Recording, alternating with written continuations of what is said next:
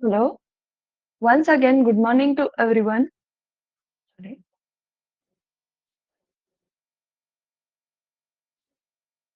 Audio video clear है? क्या आपको पीपीटी शो हो रहा है अच्छे से?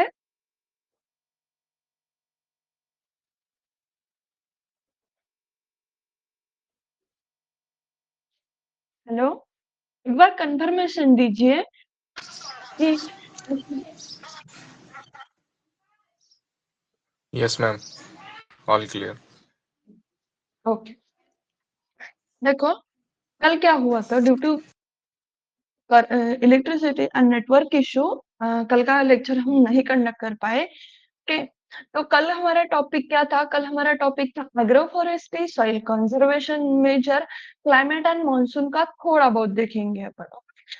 जो स्टार्टिंग का है मानसून वगैरह उसका ही देखेंगे। क्लाइमेट जो है हमारा नेक्स्ट चैप्टर है और नहीं थोड़ा बहुत नहीं, पूरा ही क्लाइमेट यहीं पे कवर करते हैं। ओके, तो उसमें फर्स्ट हम इवेपोट्रांसपिरेशन तक कल आए थे। ओके, और उसमें था कि इवेपोट्रांसपिरेशन डे 5 तक हमारा जो टॉपिक था वो कहाँ पे था कि इवेपोट्रांसपिरेशन। ओके, इवेपोट्रांसपिरेशन लॉसेस है, हम वो कम कैसे कर सकते हैं?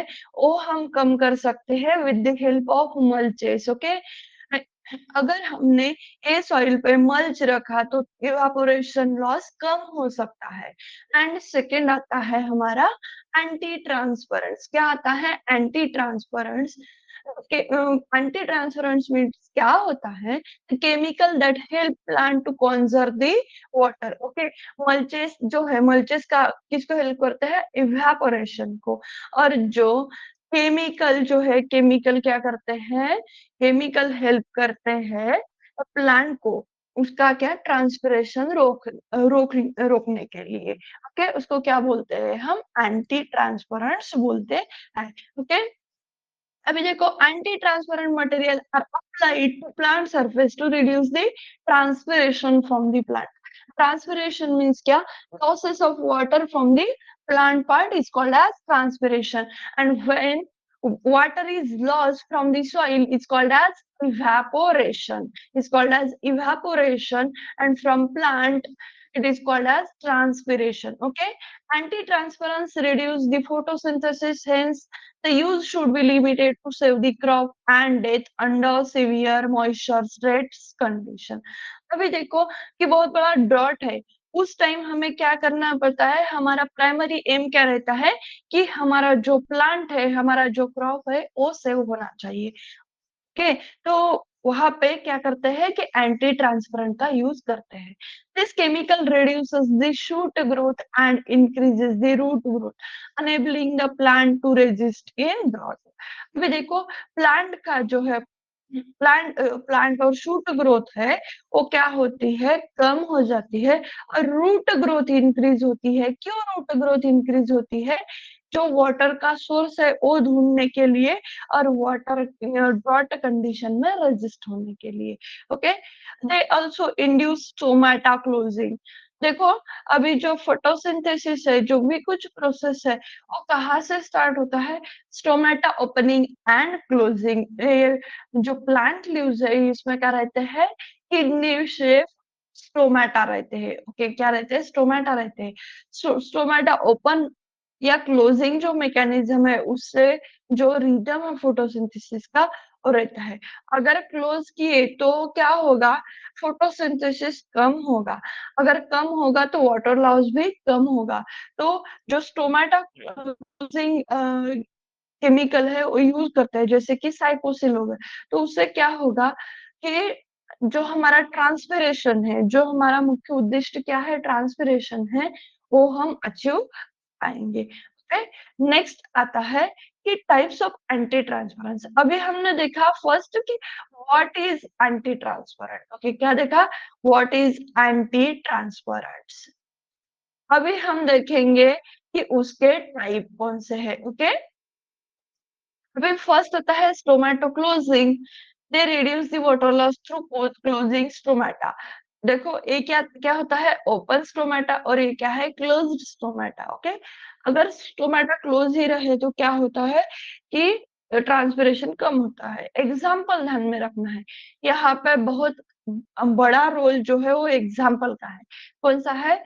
फिनिल मर्क्यूरिक एसिटेट, जिसको हम पीएमए बोलते हैं, और दूसरा अट्राजाइन, which is used as a herbicide and carbon dioxide also effective transference. Okay, कौन से है? Stomata closing, PMA, okay, a atrazine and CO2। Okay, PMA a CO2 क्या है? Stomata closing type. कौन से है? Stomata closing type. Yes, okay. CST हम ज्यादातर देखते हैं। एससीटी में कौन आता है? PMA which is close to a CO2। Okay, PMA a CO2। Then next आता है फिल्म फॉर्मिंग। फिल्म फॉर्मिंग क्या है? कि check the transpiration loss of water due to formation of thin film which act as a physical barrier. देखो, हमारा ये plant है, यहाँ पे एक थीन लेयर आपको दिखाई दे रहा है, ओके, और हाफ पार्ट में थीन लेयर नहीं है। तो ये क्या करेगा? फिल्म फॉर्म करेगा, और फिल्म फॉर्म करके जो भी कुछ प्रोसेस है, जैसे ये क्या करेगा? फिजिकल बैरियर रहेगा। ये क्या रहेगा? फिजिकल बैरियर रहेगा ट्रांसपिरेशन रोकने के लिए। तो उसके एग्जाम्पल कौन से हैं? मोबिलीफ, हेक्साडिकेनॉल, सिलिकॉन, ऑयल वैक्सेस। अभी देखो, जो ऑयल वैक्सेस है, ओके, ऑयल वैक्सेस तो आपके ध्यान में रहना ही चाहिए, क्योंकि आप बोलेंगे कैसा? कि ये क्या है? एक फिजिकल बैरियर है, ये नेचुरल, और हम डे टू डे लाइफ में यूज करते हैं। Okay, day to day life में यूज करते हैं ऑयल एंड वैक्सेस। अभी जो प्रॉब्लम है वो आपको इसमें आना चाहिए। ओके, तो यस, एच एम ऐसा ध्यान में रखो। जो हमारे एच एम है, ओके, एच एम है, वो क्या है? बहुत ही स्ट्रिक्ट है। वो बहुत ही स्ट्रिक्ट है। हम कौन सी भी एक्टिविटी करने जाए तो वहां ए बैरियर खड़े करते हैं। वहां पे क्या करते हैं? बैरियर खड़े करते हैं, ऐसा आप ध्यान में रखो। अच्छा, हम प्रिंसिपल को बोलते थे 12th तक। अभी आप लोग डीन बोलते होंगे, लेकिन वो एचएम है, तो क्या क्या बोलना है? कि स्ट्रिक्ट एचएम है, वो क्या करता है? फिजिकल बैरियर प्रोवाइड करता है। हम कोई भी एक्टिविटी करने जाए, ओके। अभी जो बॉय स्टूडेंट है उसमें बहुत आता है कि अ, कोई भी चीज हो, हानामारी पे आता है, तो वहां पे वो एचएम स्ट्रिक्ट होता है, तो क्या करता है? फिजिकल बैरियर क्रिएट करता है film forming. Okay, film forming type में। देन नेक्स्ट आता है reflecting type. Reflecting type means क्या? This chemical reflect the radiation to reduce the leaf temperature. Okay, तो ये रिफ्लेक्टिंग टाइम टाइप ऐसा है कि अपन इसमें क्या करता है? केमिकल जो है, केमिकल उस पे छिड़काव करते हैं, उसका स्प्रे करते हैं। उससे क्या होता है कि जो रेडिएशन है, जो लीफ टेम्परेचर रिड्यूस करने का काम करता है। इसीलिए नाम में ही क्या है? रिफ्लेक्टिंग, मतलब एक कुछ तो भी चीज रिफ्लेक्ट करेगा। क्या रिफ्लेक्ट करता है?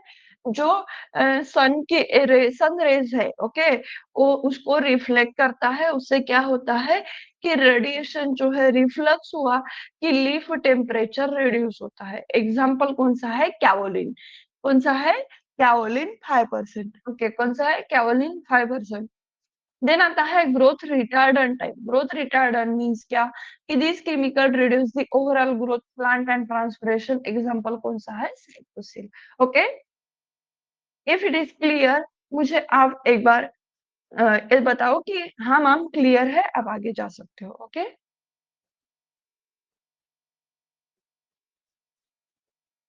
ड्रॉप योर मैसेज और simply on your mic and say yes clear.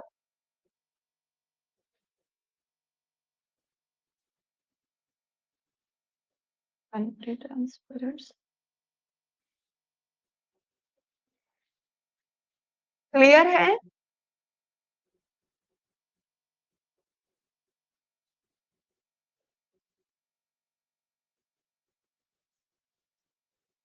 Okay, question यह है की मॅम वॉटर स्ट्रेस कंडिशन मध्ये फार्मर अमिनो ऍसिड स्प्रे करतात, तरी कोणत्या कैटेगरी?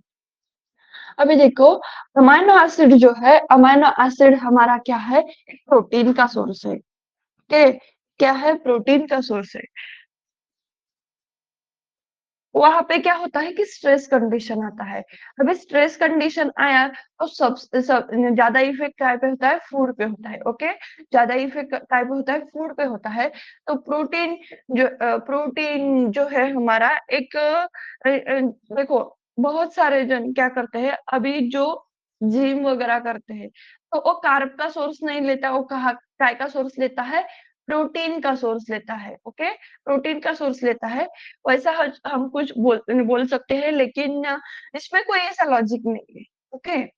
फार्मर अगर स्प्रे करते हैं तो एक ही कंडीशन है, to remove the stress, okay?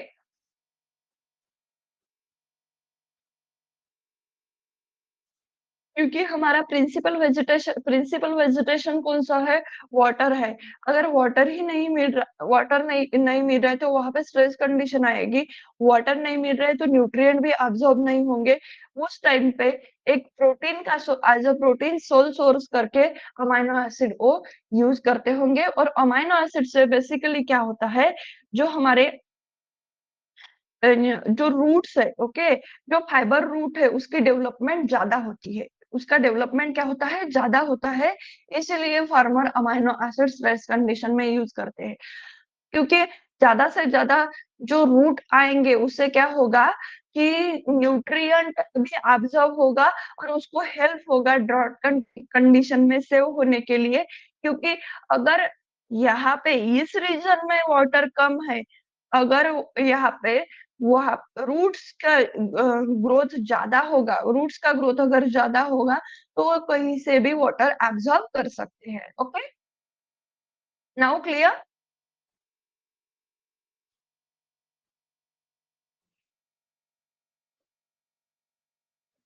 अभी आपका पॉइंट जो है क्लियर हुआ? ओके, चलो हम नेक्स्ट पार्ट देखते हैं, वो है wind breaks and shelter belt. अभी हम स्टार्ट करने जा रहे हैं एग्रो फॉरेस्ट्री, ओके? अभी हम स्टार्ट करने क्या जा रहे हैं कि agro forestry. Agro forestry means क्या होता है? Agroforestry is a sustainable land management system which increases the use of land by combining the production of crop, fruit, forest, plant and animal. देखो नाम में ही क्या है? Agro and forestry. फॉरेस्ट्री मतलब क्या? जो फॉरेस्ट प्लांट है वो, और एग्रोनॉमी में क्या आता है? हमारे पूरे क्रॉप्स आते हैं, ओके? तो उसके क्या बोलते हैं हम? एग्रो फॉरेस्ट्री, जहाँ पे सस्टेनेबल लैंड मैनेजमेंट होता है। यहाँ पे क्या होता है? सस्टेनेबल लैंड मैनेजमेंट होता है। जैसे ट्रीज हो गए, क्रॉप्स हो गए, फ्रूट्स हो गए, एनिमल, ये क्या है? Sustainable land use. एग्जांपल देखो, अभी बाउंड्री प्लांटिंग में हम क्या लगा रहे हैं? फॉरेस्ट प्लांट लगा रहे हैं, ओके? और जो भी कुछ हेजेस है, जो भी कुछ आले मतलब जो गलियां है, वहां पे हम क्या कर रहे हैं? क्रॉपिंग कर रहे हैं, प्रॉपर हमारा जो एग्रोनॉमिकल क्रॉप है वो ग्रो कर रहे हैं। प्लस इसमें क्या है कि जो ट्री है वो हमने हॉर्टिकल्चर ट्री लगाया है, जैसे मैंगो ट्री लगाया है, तो ये क्या हुआ कि हमने इसमें हॉर्टिकल्चर भी ऐड किया है, कि उसमें हमने हॉर्टिकल्चर भी ऐड कर दिया है, ओके? और सिल्वी पोस्चरल, अभी सिल्वी पोस्चरल जो है हम नेक्स्ट इसमें देखेंगे, ओके? कि एग्री सिल्विक कंपोनेंट्स देखो, कंपोनेंट्स कौन से है कि एग्रो फॉरेस्ट्री क्या करता है? इंटीग्रेटेड करता है trees with crop plus livestock plus horticulture and aquaculture to achieve the sustainable productivity and environmental balance. तो फर्स्ट आता है एग्री सिल्विकल्चर। उसमें क्या होता है कि फॉरेस्ट्री ग्रो किया जाता है अलॉन्ग विथ एग्रीकल्चर। अभी फॉरेस्ट क्रॉप का हम जो कल्चर करते हैं, कल्टीवेशन करते हैं, उसको बोलते हैं सिल्वीकल्चर। उसको क्या बोलते हैं? Silviculture, okay? और नेक्स्ट ये देखो, अभी ये जो है ये प्रिटी क्लियर यहाँ पे होगा कि बाउंड्री लाइन पे हमने प्लांट ग्रो किया, वो एक फॉरेस्ट प्लांट है, वो एक फॉरेस्ट प्लांट है, ओके? वो क्या है? एक फॉरेस्ट प्लांट है, या सिंपली प्लांट ग्रो किया तो हम क्या बोलेंगे? ओके, ये हो गया। और जो आले है, जो गलियां है, यहाँ पे हमने कैच क्रॉप हमारा एग्रोनॉमिकल क्रॉप ग्रो किया, हो गया आले क्रॉपिंग। और ये जो फॉरेस्ट प्लांट एज हमने मैंगो यूज किया तो हॉर्टिकल्चर का भी यूज हुआ, ओके? हॉर्टिकल्चर का भी यूज हो गया, ओके? तो ये है एग्री सिल्वीकल्चर। दूसरा आता है सिल्वो पोस्चरल सिस्टम। अबे सिल्वो पोस्चरल मीन्स क्या? सिल्वी मीन्स आपने सुना, सिल्वी आपको कंसेप्ट क्लियर हुआ होगा कि फॉरेस्ट लैंड, फॉरेस्ट क्रॉप को भी हम क्या बोलते हैं? सिल्व। ओके, देन आता है पास्चोरल। पास्चोरल मीन्स क्या? Forest manage for would production, okay, जहाँ पे वुड प्रोडक्शन लिया जाता है, and rearing of domesticated animal. Okay, यहाँ पे देखो हमने बाम्बू ट्री लगाए हैं। ओके, बाम्बू ट्री लगाए हैं, जो भी फॉरेस्ट है वो किसके लिए मैनेज हो रहा है? वुड के लिए। किसके लिए मैनेज हो रहा है? वुड के लिए। तो जो नीचे का पार्ट है, यहाँ पे क्या हो रहा है कि ग्रासेस जो है वो ग्रो हो रहे हैं। ओके, ग्रासेस ग्रो हो रहे हैं, तो वहां पे क्या होगा कि there is a great benefit, हमारे जो लाइव स्टॉक है, ओके, लाइव स्टॉक है, उसका फूड भी हमें मिल रहा है, उसका फूड भी हमें मिल रहा है। तो यहाँ पे हम क्या करेंगे कि डोमेस्टिक एनिमल रियर करेंगे। तो वो क्या है? सिल्वीकल्चर एंड पास्चर जो है, सेम एक ही इसमें दोनों चीज मैनेज हो रही है, तो उस चीज को हम क्या बोलते हैं? सिल्वो पोस्चरल सिस्टम बोलते हैं। ओके, सिल्वो पोस्चरल सिस्टम बोलते हैं। अभी देखो हमारा wind breaks and shelter belt पे आते हैं।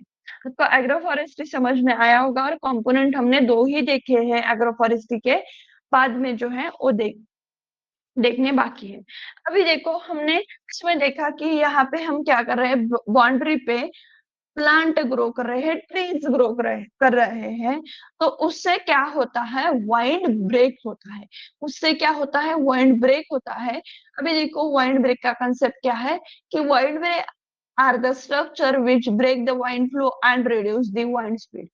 ये क्या कर रहे हैं? वाइंड स्पीड को रिड्यूस कर रहे हैं। ये क्या कर रहे हैं? वाइंड स्पीड को क्या कर रहे हैं? रिड्यूस कर रहे हैं। ओके, जो हमारा ये ट्रीज है, ये ट्रीज है, वो क्या कर रहे हैं?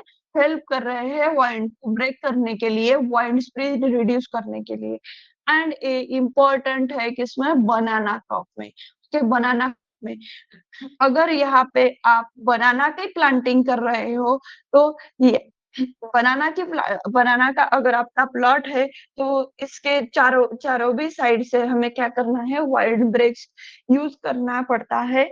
अगर आप यूज नहीं करोगे तो क्या होगा कि बनाना का जो प्लांट है वो पूरा कोलैप्स हो जाएगा। ओके, इस साल जो कंडीशन हुआ है, तो इसीलिए हमें क्या लगाना पड़ता है? Wind breaks and shelter belt apply use करना पड़ता है। शेल्टर बेल्ट जो है are the rows of tree or shrub planted across the wind direction for protecting the crop against wind। अभी शेल्टर बेल्ट जो है, ये पूरा बेल्ट के सरीका, ओके, वो एक बेल्ट के सरीका, और क्या करता है? शेल्टर प्रोवाइड करता है, इसलिए हमने शेल्टर बेल्ट बोला है। और across the wind direction for the protection against wind break। Okay, wind break and shelter will provide protective shelter against the desiccation of wind के 5 to 10 times the height।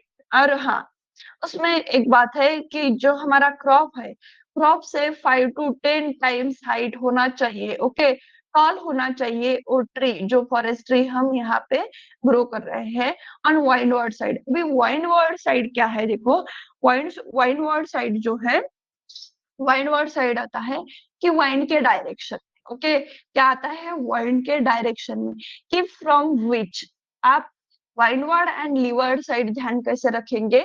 From which to which. Okay, क्या आता है? To which.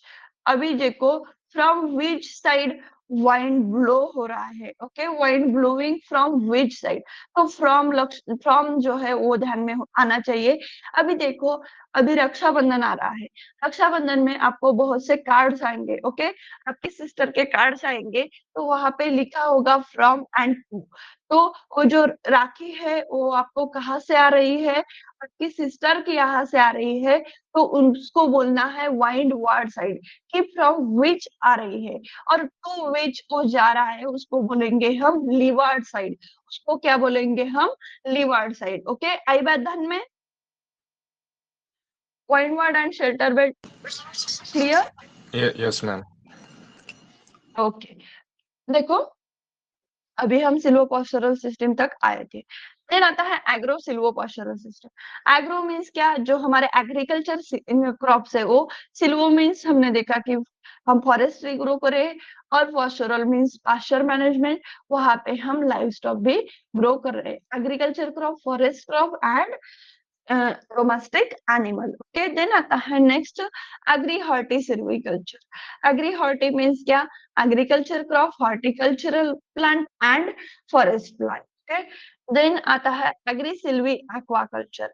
अभी agriculture crop grow करेंगे, साथ में silviculture forest crop grow करेंगे, और फिश प्रोडक्शन। वहां पे एक क्या है, बहुत बड़ा ऐसा लेक है, तो वहां पे हम फिशरी भी स्टार्ट कर देंगे, तो उसको क्या बोलेंगे? Agri silvi aquaculture system. Okay, ये देखो बहुत इंपॉर्टेंट है, MCRPG CT point of view तो इम्पोर्टेंट ही है, और एएफओ में भी एक दो बार पूछा गया है, लेकिन एमसीआर में 2 to 3 टाइम्स जो है वो पूछा गया है। आपको सिर्फ क्या करना है, एग्री मीन्स एग्रीकल्चर क्रॉप, उसका सिर्फ अब्रिवेशन करना है। ओके, उसको क्या करना है, कट कट कट कर करके जाना है, क्योंकि जो आएगा तो वो क्वेश्चन में आएगा तो वो पूरा ऐसा एक ही इसमें लिख के आएगा। तो आपको क्या करना है, कट कट करते जाना है और अप्लाई करना है अपना नॉलेज। ओके, देन नेक्स्ट आता है अपना हमारा यूनिट 4 स्टार्ट होने जा रहा है, वो है सॉइल कंजर्वेशन मेजर्स। कौन सा है? Soil conservation measures. यहाँ पे दो मेजर्स आते हैं सॉइल कंजर्व करने के लिए। एक आता है एग्रोनॉमिक मेजर, और सेकेंड आता है हमारा मैकेनिकल मेजर्स। कौन सा? मैकेनिकल मेजर्स, एंड फर्स्ट आता है एग्रोनॉमिक मेजर। अभी एग्रोनॉमिक मेजर क्या है कि adopted where slope is less than 2% and erosion problem are not severe। देखो हमें क्या करना है, सॉइल कंजर्व करना है, इसीलिए हम agronomic and mechanical practices use कर रहे हैं। तो इसको क्या बोलेंगे हम? Agronomic measure and mechanical measure. अभी एग्रोनॉमिक मेजर की बात करें तो जहाँ पे जिस साइड पे जिस सॉइल पे और जो हमारा लैंड एरिया है उसका स्लोप लेस देन 2% आता है, वहां पे हम एग्रोनॉमिक मेजर यूज करते हैं। कौन से मेजर यूज करते हैं? Agronomic measure. लेकिन वहां पे स्लोप क्या होना चाहिए? लेस देन 2% होना चाहिए। जो सॉइल का इरोजन है, सॉइल का इरोजन है, वो प्रॉब्लम यहाँ पे सीवियर नहीं होना चाहिए। उस कंडीशन में हम क्या करते हैं? एग्रोनॉमिक मेजर यूज करते हैं। ओके, फर्स्ट आता है उसमें कंटूर कल्टीवेशन। कंटूर कल्टीवेशन क्या कि crops sown across the slope conserve the soil fertility and water. देखो अगर स्लोप है माने क्या कि एक ऐसा हमारा पर्वत वगैरह, डोंगर वगैरह, ओके, खाई वगैरह है, तो वहां पे स्लोप जो है वो लेस देन 2% है। लेकिन हम यहाँ पे यूनिफॉर्म सोइंग कर सकते हैं क्या? जैसे हमारा ये यूनिफॉर्म क्रॉप प्लॉट है, यहाँ पे हम यूनिफॉर्म सोइंग के plant to plant, row to row distance maintain कर सकते हैं। अगर यहाँ पे ऐसा एरिया है, ओके, यहाँ पे क्या है कि बहुत ऐसा पठारी टाइप एरिया है कि पर्वतों के जैसा एरिया है, तो वहां पे हम यूनिफॉर्मिटी नहीं मेंटेन कर सकते। तो यहाँ पे क्या करना पड़ेगा? कंटूर कल्टीवेशन करना पड़ेगा कि स्लोप के अक्रॉस हमें अक्रॉस जाके के स्लोप के अक्रॉस जाके हमें क्या करना है? अ, हमारा क्रॉप ग्रो करना है, उसको बोलते हैं आप कंट्रोल कल्टीवेशन। कंटूर कल्टीवेशन एक इसलिए help in slowing the run off. Run off means क्या? जो वाटर है, वाटर के डायरेक्टली रन ऑफ होता है, डायरेक्टली धो धो, तो उसको क्या करते हैं? अगर हम ऐसे क्रॉप ग्रो करें तो रन ऑफ स्लो हो जाएगा, और जो वाटर है, वाटर यहाँ पे कॉन्जर्व होगा, यहाँ पे कॉन्जर्व होगा, उसका इनफिल्ट्रेशन होगा। इनफिल्ट्रेशन मतलब क्या कि जब entry of water into the soil. Okay, ये देखो ये स्लोप है हमारा, ये स्लोप है, यहाँ पे वाटर का जस्ट एंट्री सॉइल में हो रहा है, तो उस कंडीशन में हम क्या बोलेंगे? इनफिल्ट्रेशन। और वो क्या होता है? परकोलेट होते जाता है डीपर डीपर लेयर में, तो उसको बोलेंगे हम परकोलेशन। ओके, कि क्या बोलेंगे उसको? परकोलेशन। अभी इनफिल्ट्रेशन इंक्रीज हो रहा है, तो क्या होगा? सॉइल लॉस कम होगा, कि सॉइल क्या करेगी? वो प्लांट वाटर पार्टिकल को अच्छे से हेल्ड करके रखेगी, और जो रूट है वो सॉइल को सॉइल को क्या इरेज करने में और यहाँ से जाने में न जाने में हेल्प करेंगे, उनको होल्ड आउट करके रखेंगे। इसलिए हम क्या करते हैं, कंटूर कल्टीवेशन करते हैं। और नेक्स्ट आता है मल्चिंग। मल्चिंग मीन्स क्या, any material applied on soil surface to check the evaporation for improve soil water. Okay, crop residues, leaves जो है, मैन्योर, पॉलीथीन फिल्म जो है वो हम यूज करते हैं ओके एज अ मल्चिंग। किसके लिए, कि जो सॉइल सरफेस है उसका इवापोरेशन चेक करने के लिए, मतलब रिड्यूस करने के लिए, और सॉइल वाटर जो है वो कंजर्व करने के लिए, इंप्रूव करने के लिए। ओके, देन इसमें आता है क्रॉप इंपॉर्टेंट टेक्निक जो है सॉइल कंजर्वेशन का एंड इरोजन रिड्यूस करने का। किस एरिया में, ड्राई एरिया में। अभी ये कंडीशन आपको कहाँ दिखेगी, जहाँ पानी बहुत ज्यादा है। ओके, पर्वत जनरली जो पर्वत वगैरह है वहां पे हमारा नॉर्थ ईस्टर्न स्टेट हो गया, हिमालयन रीजन हो गया, वहां पे ऐसी कंडीशन आती है। जो कि क्या है, रेनफॉल वाला एरिया है, कोकण का एरिया है जो महाराष्ट्र में, उसमें क्या आता है, रेनफॉल ज्यादा होता है। लेकिन जो ड्राई एरिया है, हमारे विदर्भ जैसा कंडीशन है, मराठवाड़ा जैसा कंडीशन है, तो वहां पे हमें क्या यूज करना पड़ता है, मल्चिंग ए सोर्स हमें यूज करना पड़ता है ड्राई रीजन के लोगों के लिए। देन नेक्स्ट आता है strip cropping.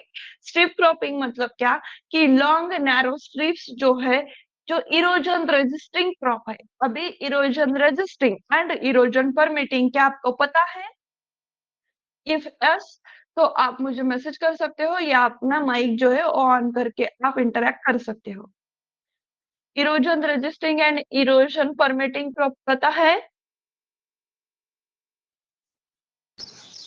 Yes ma'am, erosion resisting जो होते हैं वो पूरा अपना सॉइल कवर कैच करते हैं ग्राउंड एग्जाम्पल। ओके। वो जो सीरियल से जनरली इरोजन परमिटिंग है। ठीक है, मतलब आपका कॉन्सेप्ट क्लियर है कि जो लॉन्ग नैरो स्ट्रिप होते हैं, जैसे कि पल्सेस है हमारे, और पल्सेस क्या है, इरोजन रजिस्ट करते हैं। उनका कैनोपी बहुत अच्छा रहता है, उनका कैनोपी क्या रहता है, बहुत अच्छा रहता है, तो इरोजन को रेजिस्ट करते हैं, क्लोज ग्रोइंग होते हैं। और अल्टरनेट इरोजन परमिटिंग, अब ऐसे इरेक्ट ग्रोइंग होंगे। जैसे क्या होंगे, इरेक्ट ग्रोइंग होंगे, sorghum देखा आपने, मेज, बाजरा। ओके, तो ये क्या है, इरोजन परमिटिंग मतलब क्या, कि वो इरेक्ट ग्रोइंग करेंगे, इरेक्ट ग्रोइंग करेंगे, उनका क्रॉप कैनोपी इतना बड़ा नहीं होगा कि जो सॉइल इरोजन, सॉइल है, सॉइल इवापोरेशन लॉसेस को ठीक कर सके। तो क्या करते हैं, स्ट्रिप क्रॉपिंग करते हैं। किस लिए, कि जो हमारा सॉइल को, सॉइल का मॉइस्चर है वो कंजर्व हो। इसीलिए अगर हम इरोजन परमिटिंग क्रॉप लगाते हैं तो उसके साइड में इरोजन रेजिस्टिंग क्रॉप लगाना जरूरी होता है। जैसे कि काउपी और सोरगम का ग्रोइंग करते हैं हम, काउपी प्लस सोरगम का करते हैं। ओके, देन नेक्स्ट आता है मैकेनिकल मेजर। नेक्स्ट क्या आता है, मैकेनिकल मेजर। मैकेनिकल मेजर हम कब यूज करते हैं, कि जो एग्रोनॉमिकल प्रैक्टिसेस है वो मोर देन, जहाँ पे स्लोप क्या होता है, मोर देन 2%। कौन से, मोर देन 2%। ठीक है, कि यहाँ पे इंजीनियरिंग प्रैक्टिसेस जो है इंक्लूड है। फर्स्ट होता है कंटूर बंडिंग, जहाँ पे स्लोप कितना है, देखो यहाँ पे बहुत बड़ी चीज है कि वो ध्यान में रखनी पड़ती है हमारी। देखो क्वेश्चन क्या है कि ma'am recently weed management technology है, ते पण ॲग्रोनॉमिक मेजर मध्ये कन्सिस्ट करता येईल का? वीड मैनेजमेंट नहीं, वो वहां पे नहीं यूज कर सकते हैं। जो मल्चेस है, कि आफ्टर वीडिंग आप मल्च, जो वीड है एज अ मल्च करके यूज कर रहे हैं, तो आप यूज कर सकते हैं। और वीड जब आज इट इज रहेगा, वीड जब, तो वहां पे क्रॉप वीड कंपटीशन भी देखना पड़ेगा। ओके, जब हम वीड का चैप्टर पढ़ेंगे वहां पे आपका कॉन्सेप्ट जो है ये क्लियर हो। ओके, एग्रोनॉमिक मेजर करके यूज कर सकते हैं, लेकिन उसमें पॉजिटिव नेगेटिव फॉल्स जो है वो बहुत ज्यादा है, वो क्या है, बहुत ज्यादा है। ओके, नहीं ना, देखो विडमेट जो है, जो हाँ, वीड मैट में वीड को कंट्रोल कर रहा है और उससे एरिएशन हो रहा है उसमें क्रॉप के। वीड मैट यानी एक तरीका का मैट है जो वीड को कंट्रोल करने के लिए लैंड पे डालते थे, ऐसे कवर करते थे, और उसमें एरिएशन अच्छा, होता है और सनलाइट सनलाइट नहीं जाता। तो ये हमारा मल्चिस के जैसा यूज होगा ना उसका, एज अ हम्म, मल्चिंग बोलेंगे ना हम उसको।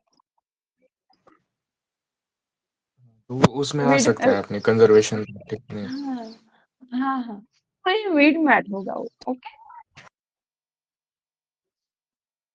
देन देखो, मैकेनिकल मेजर कंटूर बंडिंग क्या आता है? कंटूर बंडिंग, इसमें आपको ध्यान, एग्जाम पॉइंट ऑफ व्यू ध्यान में क्या रखना है? हमारा स्लोप कितना, adopted up to 6% slope. Contour bunding जहाँ पे 6% स्लोप है, वहां पे हम क्या करेंगे? अगर देखो हमारा 1% या 1.5% वहां पे स्लोप है, तो हम एग्रोनॉमिक मेजर यूज करेंगे। अगर 6% स्लोप है, तो हम कंटूर बंडिंग यूज करेंगे। ये कंटूर बंडिंग हम कहाँ पे यूज करेंगे? जहाँ arid and semi arid region है, हाई इनफिल्ट्रेशन एंड परमिएबिलिटी के लिए, हाई इनफिल्ट्रेशन एंड परमिएबिलिटी के लिए। देन आता है ग्रेडेड बंडिंग। ग्रेडेड बंडिंग जो है, अभी देखो, अरिड एंड सेमी अरिड मतलब क्या? Dry region. Arid and semi arid मतलब कौन सा? ड्राई रीजन, वहां पे 7 mm से भी कम क्या होती है? बारिश होती है। और दूसरा आता है graded bunding, recommended in areas receiving rainfall more than 800 mm per year, suitable for 2 to 10%। Okay, graded bunding में क्या होता है कि जो 2 to 10% स्लोप जो है आपके, जो सॉइल है, पर्टिकुलर आपका जो भी फील्ड है, उस पे स्लोप कितना है? 2 to 10%, वहां पे ग्रेडेड बंडिंग यूज किया जाता है।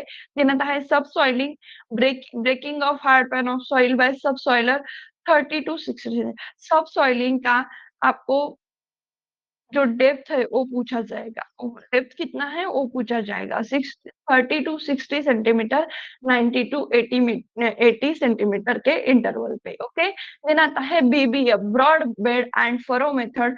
ये broad bed and furrow system जो है, किसने डेवलप किया है? एक बार आप मुझे मैसेज ड्रॉप करो। ओके, ये क्या है? बीबीएफ मेथड इज सुटेबल है for managing rain water and deep black soil where surface drainage during monsoon. क्या होता है? ड्रेनेज की प्रॉब्लम जहाँ है, ड्रेनेज की प्रॉब्लम जहाँ है, वहां पे ब्रॉडबेड फरो सिस्टम हम यूज करते हैं रेन वाटर जो है वो मैनेज करने के लिए। अगर आपका लैंड ऐसा डायरेक्ट डायरेक्ट हो, सरल हो, तो वहां पे क्या होगा? ड्रेनेज के प्रॉब्लम आएंगे। ऐसा वाटर जो है वो पूरा पूरा अगर हम यहाँ पे गलीज फॉर्म करते हैं, तो यहाँ से क्या होगा? वो रिमूव आउट होगा। अगर यहाँ पे कोई गली नहीं है, यूनिफॉर्म है आपका, ये देखो ये यूनिफॉर्म सॉइल है, तो यहाँ पे क्या आएगा? बहुत दिक्कत आएगी अगर बारिश बहुत ज्यादा हुई तो। इसीलिए हम हमारा क्रॉप कंजर्व करने के लिए, एरेशन अच्छा होने के लिए हम बीबीएफ सिस्टम यूज कर रहे हैं, जो किसने डेवलप की है? बीबीएफ डेवलप की है इक्रिसाट हैदराबाद में। एग्जैक्टली करेक्ट है आपका। ओके, देन आता है बेंच टेरेसिंग। बेंच टेरेसिंग हम कहाँ अडॉप्ट करते हैं? जहाँ पे स्लोप 16 to 33% है। ये देखो, मैं इसको स्टार मार्क करूंगी। हर एक एग्जाम में बेंच टेरेसिंग के बारे में पूछा जाता है। यहाँ पे क्या होता है? स्टीप स्लोप होता है, अनड्यूलेटिंग लैंड होता है।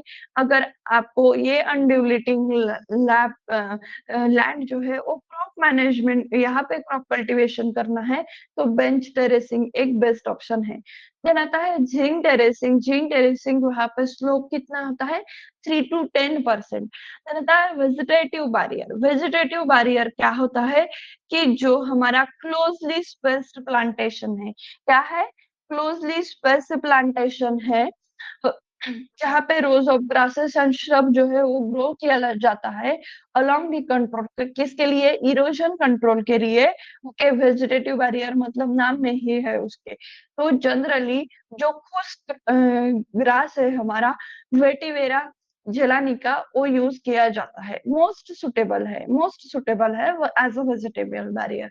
देन आता है वर्टिकल मल्च। वर्टिकल मल्च क्या होता है कि जो नैरो ट्रेंचेस है, ओके, वो डग करके, जो नैरो ट्रेंचेस डग करके अक्रॉस द स्लोप इंटरवल में, और यहाँ पे क्या करते हैं, स्टॉप क्रॉप रेसिड्यू ऐड करते हैं, उसको क्या बोलते हैं, वर्टिकल मल्चिंग। ये क्या है, एक वर्टिकल मल्चिंग है। ओके, क्या है वर्टिकल मल्चिंग, उसको बोलते हैं। जनरली कॉफी गार्डन्स जो है वहां पे ये वर्टिकल मल्चिंग कैरिड आउट किया जाता है। ओके, देन नेक्स्ट आता है हमारा, नेक्स्ट चैप्टर है हमारा क्लाइमेट। सॉइल कंजर्वेशन मेजर में कोई दिक्कत अगर नहीं है तो हम नेक्स्ट पार्ट कंटिन्यू करते हैं, क्लाइमेट। ओके,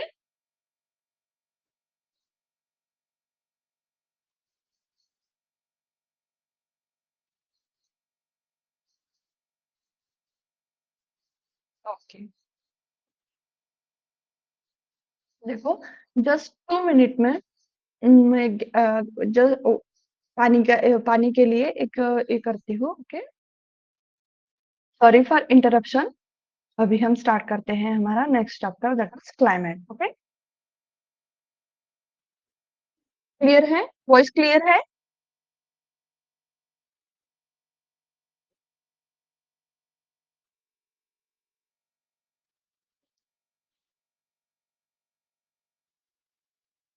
अच्छे से सुनाई दे रहा है?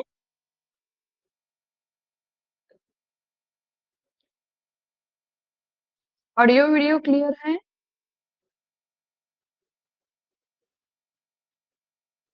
देखो, हमारा नेक्स्ट चैप्टर है क्लाइमेट। ओके, क्या है, क्लाइमेट है। उसमें फर्स्ट आता है क्लाइमेट। आपने सुना होगा, ओके, क्लाइमेट जो है यहाँ पे आता है weather and climate. Okay, weather and climate.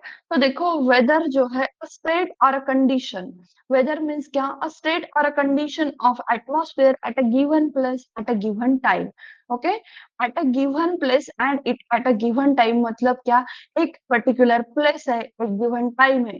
जैसे कि देखो, अभी हमारा डिस्ट्रिक्ट है, ओके, डिस्ट्रिक्ट होगा, एक तहसील प्लेस होगा, तो वहां का वेदर जो है, वहां का वेदर पर्टिकुलर टाइम में, मतलब आज का, ओके, एक दिन का, और 8 से 10 बजे का, ओके, 10 से 12 बजे का, वो जो एटमॉस्फेयर का कंडीशन है उसके हम क्या बोलते हैं, वेदर बोलते हैं। वही क्लाइमेट का है, क्लाइमेट जो है वो है समेशन ऑफ वेदर। क्या है, summation of weather. Summation of weather for long period of time. Summation of weather इसीलिए ध्यान में रखो क्योंकि क्या होता है, बहुत से बच्चे कंफ्यूज होते हैं वेदर एंड क्लाइमेट में। तो आपको ध्यान रखना है क्या, क्लाइमेट। क्लाइमेट क्या है, समेशन ऑफ वेदर। के summation of weather means, summation म्हणजे मीन्स क्या होता है, प्लस होता है। ओके, समेशन क्या होता है, प्लस होता है। ओके, प्लस होता है तो हम वेदर को ऐड करते जाते हैं, मतलब ए लॉन्ग पीरियड के लिए होगा, लॉन्ग पीरियड के लिए होगा, लॉन्ग टाइम के लिए होगा, और हर एक जगह क्या होगा, एक ही होगा। ओके, हर एक जगह एक ही होगा।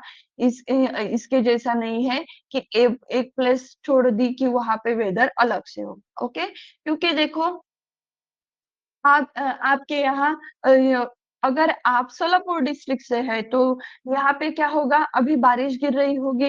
अगर आप अकोला में है तो बहुत बड़ी धूप होगी। अगर आप आंध्र प्रदेश के एरिया में है तो वहां पे आपको ऐसा दिखाई दे रहा कि ऐसा माइल्ड है। सन का पोजीशन भी मतलब सन जो है वो भी नहीं दिख रहा है, और रेनफॉल भी नहीं है। ओके, तो ऐसी जो एक ये जो सिचुएशन है उसको क्या बोलते हैं, हम वेदर बोलते हैं। ओके, और इसको इकट्ठा करके समेशन ऑफ वेदर मीन्स क्या होता है, क्लाइमेट। ओके, देन नेक्स्ट होता है एटमॉस्फेयर। एटमॉस्फेयर क्या है, एक कलरलेस, टेस्टलेस, अडरलेस मिक्सचर है गैसेस का। क्या है, गैसेस का सराउंडिंग दी अर्थ। देखो, हमारे इसमें 3 स्फीयर रहते हैं, lithosphere, hydrosphere and atmosphere. Lithosphere, lithosphere में जहाँ पे हम क्या करते हैं, अर्थ का स्टडी करते हैं। हाइड्रोस्फीयर जहाँ पे वाटर का स्टडी होता है।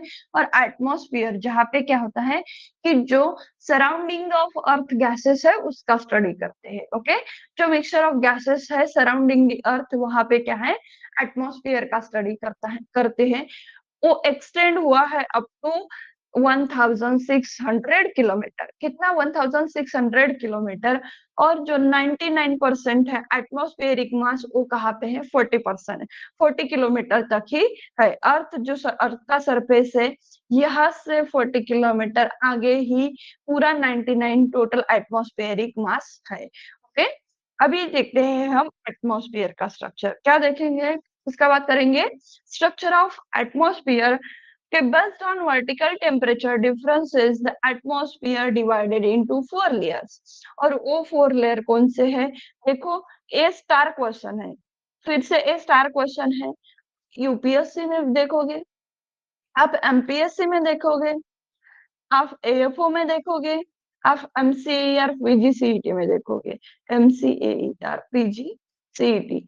और अभी हमारा सीसीआई का एग्जाम है, एफसीआई का एग्जाम है, कौन सा भी एग्जाम हो, रैंडम कोई भी एग्जाम हो, एटमॉस्फेयर से क्वेश्चन आएगा ही आएगा। क्या होगा? एटमॉस्फेयर से आपका क्वेश्चन आएगा ही आएगा, जो कि वर्टिकल टेम्परेचर डिफरेंस के बेसिस पे लिया गया है। ओके, कितना लेयर है उसके? 4 लेयर है। कौन से? Troposphere, stratosphere, mesosphere and thermosphere. Okay, अभी देखो, ट्रोपोस्फियर जो है वो क्या है? Lowest near the earth surface. ये देखो, ये हमारी अर्थ है। अर्थ के लोएस्ट, अर्थ के जस्ट ऊपर कौन सा है? ट्रोपोस्फियर है। जस्ट ऊपर कौन सा है? ट्रोपोस्फियर है। उसको क्या बोलेंगे हम? Lowest layer near the earth surface. Lowest layer near the earth surface. अगर आप देखें तो उसका जो हाइट है वो कहाँ तक जाता है? 8 टू 18 किलोमीटर ना, 8 to 18 kilometre. 8 kilometre at pole and 18 kilometre at equator. Okay, जहां पे टेम्परेचर डिक्रीज होता है, जैसे अल्टीट्यूड इंक्रीज होगा टेम्परेचर डिक्रीज होगा 6 degree Celsius per kilometre. Okay, वो इन्फ्लुएंस क्या करता है? अर्थ का क्लाइमेट, क्योंकि उसमें क्या है? 85% एटमॉस्फेरिक मास है। ओके, जैसे कि क्लाउड होगा, रेन होगा, मिस्ट, फॉग, ड्यू जो है, वो ऑल वेदर फिनोमेना इस पे बिलोंग करते हैं। किस पे? ट्रोपोस्फियर में बिलोंग करते हैं। देन नेक्स्ट आता है हमारा स्ट्रेटोस्फियर। क्या आता है? स्ट्रेटोस्फियर। देखो, 8 टू 18 किलोमीटर हमने क्या देखा? ट्रोपोस्फियर देखा। क्या देखा? ट्रोपोस्फियर देखा। और यहाँ पे क्या होता है? Temperature increase. फर्स्ट क्या हुआ? यहाँ पे क्या होगा? Temperature decrease. First 8 to 18 kilometre temperature क्या होगा? देखो यहाँ पे कैसी रेंज है?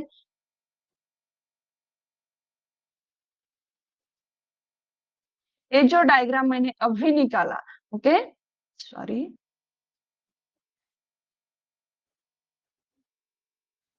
जहाँ पे भी आप स्टडी कर रहे होंगे और अभी आप निम्रा सुंदा पढ़ रहे हो, तो वहां पे ऐसा आपने मार्क किया तो भी चलेगा। क्योंकि क्या होता है कि ट्रोपोस्फियर में टेम्परेचर क्या होता है? ड्रॉप होता है। देन हमारा ट्रोपोपॉज आता है, वहां पे एकदम स्टेडी टेम्परेचर रहता है। क्या रहता है वहां पे? Temperature steady. देन आता है स्ट्रेटोस्फियर, यहाँ पे टेम्परेचर इंक्रीज होगा, फिर स्टेडी होगा, ओके, फिर डिक्रीज होगा। तो जो चेन है वो ऐसी चलती रहेगी, decrease steady, increase steady, okay, decrease. आई बात ध्यान में? तो ये है हमारा स्ट्रेटोस्फियर। ओके, स्ट्रेटोस्फियर का जो लेंथ है वो 18 किलोमीटर से 50 kilometre. It lies beyond the 8 to 18 and extending 50 kilometre. Okay, temperature increase हो जाता है विथ अल्टीट्यूड। जैसे होता है उसको वार्मेस्ट लेयर बोलते हैं। क्या बोलते हैं? Warmest layer. Okay, seat of most photochemical reaction. जैसे फर्स्ट हमने देखा वेदर फिनोमेना का एक सीट है, यहाँ पे क्या है? फोटोकेमिकल रिएक्शंस जो है वो किस पे होते हैं? स्ट्रेटोस्फियर में। और हाँ, इसमें बहुत बड़ी बात है जो कि ओजोन लेयर यहाँ पे है। क्या है? ओजोन लेयर यहाँ पे है, उसको हम ओजोनोस्फियर भी बोलते हैं। वो क्या करते हैं? यूवी रेज ऑब्जॉर्व करते हैं। यूवी रेज को क्या करते हैं? एब्जॉर्ब करते हैं। फिर रेडिएशन जो है, यूवी रेडिएशन को एब्जॉर्ब करते हैं। और हमारी जो अर्थ है उसको क्या करते हैं, प्रोटेक्ट करते हैं, ओके, यूवी रेडिएशन से प्रोटेक्ट करते हैं। मैक्सिमम जोन ऑफ कंसंट्रेशन जो है वो कहाँ पे है, 25 किलोमीटर पे है, ओके, 25 किलोमीटर। ओजोन लेयर जो O3 का लेयर है वो किसमें है, स्ट्रेटोस्फियर में है। अभी देखो ओजोन डे कब सेलिब्रेट करते हैं, आप मुझे एक बार मैसेज में बताओ, ओके। देन नेक्स्ट आता है मीजोस्फियर। फर्स्ट हमने ट्रोपोस्फियर देखा, देन स्ट्रेटोस्फियर। हाँ, और एक बात, जो फोटोकेमिकल रिएक्शंस जो है वो स्ट्रेटोस्फियर में होती है। वार्मेस्ट लेयर भी जो है वो कौन सी है, हमारी स्ट्रेटोस्फियर है। अभी देखो यहाँ पे जो हमारा एरोप्लेन है वो किस पे लैंड, वो कहाँ पे कहाँ से जाता है, ओके। जो एरोप्लेन है वो कहाँ से जाता है, स्ट्रेटोस्फियर से। कहाँ से जाता है, स्ट्रेटोस्फियर से। देन अगर आपको कोई पूछे कि प्लेन कहाँ से उड़ता है तो स्ट्रेटोस्फियर में उड़ता है, ऐसा बोलना है। देन थर्ड लेयर आता है हमारा मीजोस्फियर। मीजोस्फियर का हाइट कितना है, 50 टू 80 किलोमीटर, और एक क्या है, एक कोल्डेस्ट लेयर है। यहाँ पे टेम्परेचर कितना है, -90 डिग्री सेल्सियस। ये क्या है, -90 डिग्री सेल्सियस। अभी देखो ये ट्रोपोस्फियर है, यहाँ पे टेम्परेचर डिक्रीज हुआ, देन ट्रोपोपॉज आया, यहाँ पे टेम्परेचर एक स्टेडी था, फिर टेम्परेचर इंक्रीज हुआ जिसको हम वार्मेस्ट लेयर बोलते हैं, स्ट्रेटोस्फियर। फिर स्ट्रेटोपॉज आया, देन आए मेसोपॉज। मेसोपॉज में फिर टेम्परेचर कम हुआ, इतना कम हुआ कि -90 डिग्री, ओके, -90 डिग्री। और फिर आया मेसोपॉज। यहाँ पे क्या हुआ, फिर से टेम्परेचर क्या हो गया, स्टेडी हो गया, okay. Strong decrease in temperature with altitude. और यहाँ पे क्या होता है, एक्सट्रीमली कोल्ड होता है, एक्सट्रीमली कोल्ड होता है, and where meteors burn up, okay. Meteors burn up, जो मेटियोर है वो क्या होता है कि बर्न होते हैं। जो देखो, आपने देखा होगा कि बुल्ढाना डिस्ट्रिक्ट जो है महाराष्ट्र का, वहां पे उल्कापात हुआ है। क्या हुआ है, उल्कापात की वजह से बहुत बड़ा लेक जो है, सरोवर बना है, ओके। तो वो मेटियोर जो है वो बर्न कहाँ होते हैं, इस लेयर में होते हैं, मेसोस्फेयर में होते हैं। देखो मैंने क्या पूछा था आपको कि ओजोन डे कब है, तो एग्जैक्टली करेक्ट है आपका 16 सितंबर। देखो 16 16 जुलाई की बात कर रहे हैं आप, तो आईसीआर डे होगा। सितंबर की बात करें तो ओजोन डे होगा, कौन सा होगा, ओजोन डे होगा। 6 अक्टूबर की बात करें तो वर्ल्ड फूड डे होगा, क्या होगा, वर्ल्ड फूड डे होगा, ओके। देन नेक्स्ट आता है हमारा थर्मोस्फियर, ओके। तो आउटर मोस्ट लेयर है, इससे भी लेयर है बहुत सारे, ओके। यहाँ पे भी लेयर है, ओके। तो हम इसको क्या बोलते हैं, यहाँ पे हम बोलते हैं इसको आयोनोस्फीयर भी बोलते हैं, थर्मोस्फीयर भी बोलते हैं। यहाँ पे एटमॉस्फेरिक डेंसिटी बहुत कम होती है, 80 किलोमीटर, तो 1600 किलोमीटर, मोटा मोटा 300 किलोमीटर जो है लोअर लेयर जो है उसको क्या बोलेंगे हम, आयोनोस्फीयर, ओके। और आउटर लेयर जो है उसको क्या बोलेंगे हम, एक्सोस्फीयर, ओके, जो कि आयोनोस्फीयर के अबव है। फर्स्ट 80 टू 300 कौन सा है, आयोनोस्फियर। और जो थर्मोस्फियर 80 टू 600 कितना है, 1600 किलोमीटर। तो उसमें दो चीजें आती है, 80 टू 300 होगा हमारा आयोनोस्फियर, और सेकंड जो है वो हमारा एक्सोस्फियर होगा, 80 टू 300 टू 1600 किलोमीटर पे, ओके। ये क्या है, पूरा थर्मोस्फियर। तो ए एक्सटेंड है 80 टू 160 किलोमीटर। आयोनोस्फियर क्यों बोला है, कि जो लॉन्ग डिस्टेंस रेडियो कम्युनिकेशन, अभी हम जो बात कर रहे हैं वो पॉसिबल किससे हुआ है, रेडी आयोनोस्फियर से। कहा से हुआ है, आयोनोस्फियर स्फीयर से रेडियो कम्युनिकेशन, ओके। और जो एक्सोस्फियर है वहां पे सैटेलाइट वगैरह जो है वो दिखाई देगी। In this layer temperature increase होता है with altitude, okay, with altitude. देखो हमारा ट्रोपोस्फियर, स्ट्रेटोस्फियर, थर्मोस्फियर, आयोनोस्फियर और ये जो है मेसोस्फीयर कंप्लीट हो गया। अब हम देखेंगे एटमॉस्फेरिक एयर का कंपोजिशन क्या है।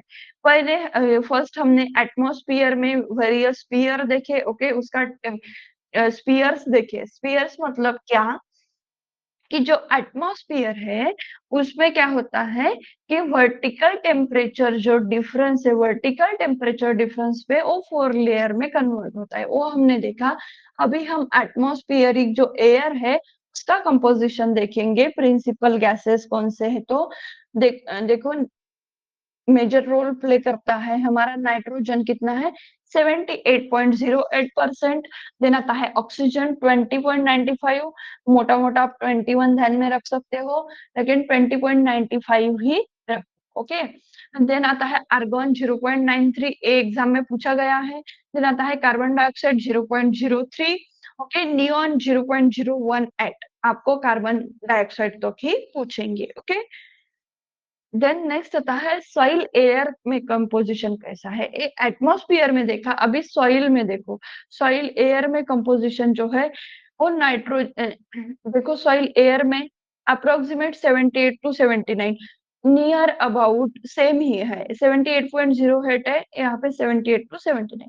जो ऑक्सीजन है, ऑक्सीजन यहाँ पे कितना है 20.95, यहाँ पे कितना है 20 टू 21%, ओके, अप्रोक्सीमेटली। जो कार्बन डाइऑक्साइड कितना है 0.25 टू 3, कितना है 0.25 टू 3, 8 टू 10 टाइम्स हायर है देन एटमॉस्फेयर। 0.03 देखो, 0.03 और 0.25 आर 30, ओके। इतना क्या है कार्बन डाइऑक्साइड सॉइल एयर में प्रेजेंट है, क्या पे प्रेजेंट है सॉइल एयर में। और क्वेश्चन यही से आता है, सॉइल एयर में कार्बन डाइऑक्साइड का परसेंटेज पूछा जाता है, ओके। अभी सॉइल एयर जो है, जो एयर ऑक्युपाई करता है पोर स्पेस में सॉइल पार्टिकल के लिए। देन आता है हमारा सोलर कांस्टेंट का कॉन्सेप्ट। सोलर कांस्टेंट क्या है कि energy falling per minute on 1 centimetre of surface at outer boundary of atmosphere normal to sunlight at a mean earth sun distance. इतना ध्यान में रखने के लिए बजाय आप ध्यान में रखो कि ये क्या है, ये हमारा अर्थ सरफेस है। यहाँ पे 1 सेंटीमीटर सरफेस पे जो नॉर्मल सनलाइट गिर रहा है, ओके, वो नॉर्मल सनलाइट आउटर बाउंड्री पे पड़ रहा है at earth mean of earth and sun distance, उसको हम क्या बोलेंगे, सोलर कांस्टेंट बोलेंगे। और वो सोलर कांस्टेंट कितना है, देखो ये वैल्यू टॉप मोस्ट इम्पोर्टेंट है। क्या है, टॉप मोस्ट इम्पोर्टेंट है, या इससे क्वेश्चन आएगा। वो है 1.94 कैलोरी पर सेंटीमीटर स्क्वायर पर मिनट। कितना है 1.94। अगर हम वैट मीटर स्क्वायर में बोले तो 1353। Radiation received as electromagnetic wave and particle as quanta. Quanta और फोटोन, जो भी रेडिएशन आएगा इससे, वो रेडिएशन जो है वो रिसीव कैसे किया जाता है, इलेक्ट्रोमैग्नेटिक वेव से, okay. Electromagnet as an electromagnetic particle, और उसको हम मेजर किसमें करते हैं, क्वांटा और फोटोन, ओके। देन नेक्स्ट आता है फोटोसिंथेटिकली एक्टिव रेडिएशन। अभी देखो हमने यहाँ पे क्या देखा कि रेडिएशन जो है वो इलेक्ट्रोमैग्नेटिक वेव में हम हमारी अर्थ क्या करती है, रिसीव करती है। इसमें हम देखेंगे कि जो रेडिएशन है वो फोटोसिंथेटिकली कितना एक्टिव है। तो फोटोसिंथेसिस यूज सोलर एनर्जी। देखो फोटोसिंथेसिस का जो ये है क्या बोलते हैं रिएक्शन, आपको आपने देखा ही होगा। फोटोसिंथेसिस जो है वो सनलाइट की हेल्प से होता है, ओके, सनलाइट की हेल्प से होता है। तो जो सोलर एनर्जी है, सोलर एनर्जी यूज कौन सा होता है, 4000 टू 700 नैनोमीटर रेंज में जो भी सनलाइट गिरता है, ओके, जो स्पेक्ट्रम है उसका, जो अल्ट्रावायलेट रेज है वो तो ओजोन लेयर खा गई। जो विजिबल लाइट है हमें, वहां का जो वेवलेंथ है 400 टू 700 नैनोमीटर, वो यूज होता है as a sunlight for the plant, okay. For the plant उसको हम क्या बोलेंगे, फोटोसिंथेटिक एक्टिव रेडिएशन। और रेडिएशन है, एक्टिव है, फोटोसिंथेसिस के लिए अच्छा है, इसीलिए हम उसको क्या बोलेंगे, पार, फोटोसिंथेसिस एक्टिव रेडिएशन। और वो करेंगे। और जो देखो यूनिट्स जो है वो बहुत इंपॉर्टेंट है। क्वांटम सेंसर में हम क्या करेंगे, मेजर करेंगे। यूनिट कौन सा है, आइंस्टाइन एंड वाट पर मीटर स्क्वायर। और दूसरा है लक्स। लक्स इज ओल्डेस्ट जो है ब्राइटनेस जो है सोलर रेडिएशन का, हम उसमें लक्स में मेजर करते थे। ओके, आई बात ध्यान में। यहाँ पे पीएआर का वैल्यू कितना ध्यान में रखना है, 4 to 7। ओके, फिर 0.04 माइक्रोमीटर और 400 to 700 नैनोमीटर। ओके, ये कन्वर्जन आपको ध्यान में रखना है। देन आता है हमारा स्पेक्ट्रोमीटर। स्पेक्ट्रोमीटर में क्या है, measure solar radiation in narrow wave band. एक नैरो बैंड जाएगा, वहां पे हम क्या करेंगे, सोलर रेडिएशन मेजर करेंगे, उसको बोलते हैं स्पेक्ट्रोमीटर। क्या बोलते हैं, स्पेक्ट्रोमीटर। देन आता है लैप्स रेट। देन आता है लैप्स रेट का कॉन्सेप्ट, जो कि टेम्परेचर से रिलेटेड है। जो वर्टिकल टेम्परेचर डिक्रीज होता है उसको हम क्या बोलते हैं, लैप्स रेट बोलते हैं। देखो हमारे जो ट्रोपोस्फियर है, क्या है हमारा ट्रोपोस्फियर, तो उसमें क्या होता है कि वर्टिकल टेम्परेचर क्या होता है, डिक्रीज होते जाता है। क्या होता है, डिक्रीज होते जाता है। तो वर्टिकल टेम्परेचर डिक्रीज है, उसको हम क्या बोलते हैं, लैप्स रेट। ओके, और नॉर्मल लैप्स रेट क्या होता है, 6.5 degree Celsius per kilometre. Okay, अगर आप ग्रुप सी, यानी आप अभी देखो ग्रुप सी का जो महाराष्ट्र के बच्चे हैं वो ग्रुप सी एमपीएससी का स्टडी कर रहे हैं, तो ग्रुप सी के आपने क्वेश्चन देखे, तो इसमें नॉर्मल लैप्स रेट जो है एज इट इज, जैसे हमने यहाँ पे पुटअप की एज इट इज डेफिनेशन वहां पे पूछा है, स्टेटमेंट बेस्ड पूछा था। Okay, statement 1 and statement 2। First statement था नॉर्मल लैप्स रेट पे, और दूसरा स्टेटमेंट था टेम्परेचर इन्वर्जन पे। ओके, और विच वन इज करेक्ट जो है वो पूछा था। ठीक है, तो आपको डेफिनेशन जो है वो एज इट इज ध्यान में रखना है। देन नेक्स्ट आता है adiabatic lapse rate. Adiabatic lapse rate means क्या, rate at which temperature changes as air rises और फॉल्स। जो टेम्परेचर चेंज है वो कब आएगा, एयर अगर राइज होती है और एयर अगर फॉल होती है। एयर राइज कब होती है, जहां पे एक्सपांशन बढ़ता है और कूल, यहाँ पे टेम्परेचर डिक्रीजेस कितना है, 10 डिग्री सेल्सियस पर किलोमीटर। और जब टेम्परेचर इंक्रीज होता है 10 डिग्री सेल्सियस पर किलोमीटर, तो वहां पे क्या होता है, एयर फॉलिंग कॉम्प्रेशन होता है। कॉम्प्रेशन होता है और वार्म लेयर में दिखती है, वहां पे क्या बोलते हैं हम, adiabatic lapse rate. Okay, adiabatic lapse rate कितना है, 10 डिग्री सेल्सियस पर किलोमीटर। इन राइज कब होगा, जब एक्सपांड होगा, कूल होगा, टेम्परेचर डिक्रीज होगा, तो क्या होगा, हमारा जो एटमॉस्फेयर कूल होगा। ओके, एक्सपांड होगा और कूल होगा। टेम्परेचर इंक्रीज हो गया कि क्या होगा, वार्म जो एयर है वो वार्म होगी, कॉम्प्रेस होगी। ओके, तो उसको बोलेंगे हम adiabatic lapse rate. Adiabatic lapse rate जो है 10, इसका टेम्परेचर कितना है, 10 degree Celsius per kilometre temperature ध्यान में रखना है। और इन्वर्जन, इन्वर्जन मीन्स क्या होता है, देखो abrupt rise instead of fall. मतलब देखो इंस्टेड राइज हो रहा है टेम्परेचर, जो कि फॉल होना चाहिए, सॉरी टेम्परेचर क्या होना चाहिए, फॉल होना चाहिए। वहां क्या होता है, अब्रप्टली इंक्रीज होता है। तो in temperature with increase in इनकी अल्टीट्यूड, जैसे हमारा अल्टीट्यूड मतलब हाइट बढ़ती है, तो वहां पे क्या होना चाहिए, instead of fall of temperature, म्हणजे मीन्स टेम्परेचर नीचे गिरने की नीचे नहीं गिरता, ऊपर ही जाता है। टेम्परेचर इंक्रीज ही होता है, डिक्रीज नहीं होता, तो उस कंडीशन को क्या बोलते हैं हम, इन्वर्जन बोलते हैं। क्या बोलते हैं, हमें इन्वर्जन बोलते हैं। ये हमारा नॉर्मल लैप्स रेट है और ये क्या है, इन्वर्जन लेयर है, कि एब्रप्टली क्या होता है, एब्रप्टली फॉल होता है टेम्परेचर। ओके, देन नेक्स्ट आता है अल्बेडो। अल्बेडो मीन्स क्या, the reflection power of earth surface. मतलब अभी ये सन है, सन के रेज अर्थ सरफेस पे आएंगे और अर्थ सरफेस क्या करेंगी, उनको रिफ्लेक्ट बैक करेंगी। उनको क्या करेगी, रिफ्लेक्ट बैक करेगी। उसको बोलते हैं अल्बेडो। क्या बोलते हैं, albedo. It means temperature inversion adiabatic lapse rate is opposite to lapse rate. हाँ, नॉर्मल लैप्स रेट है, उस पे नॉर्मल लैप्स रेट जो है उस पे ये जो हमारा इन्वर्जन है वो पूरा अपोजिट है। Exactly exactly. तो अल्बेडो जो है, अल्बेडो मीन्स क्या होता है कि जो इनकमिंग रेडिएशन और रिफ्लेक्ट बैक होगी, उसको सिंपल कॉन्सेप्ट है।